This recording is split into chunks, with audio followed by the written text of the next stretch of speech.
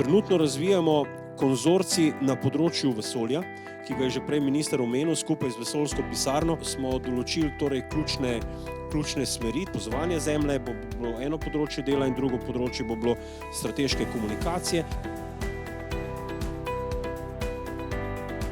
Domač kapital pomemben.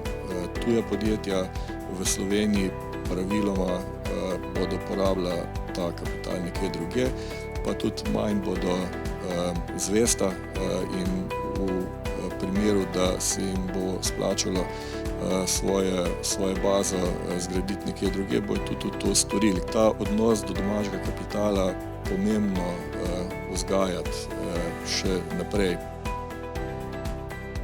Vsak evro, ki ga damo v vojsko, je za nekatere vsak evro preveč. In to imamo problem in rabimo še, na nek način, kar nekaj sprememb v glavi.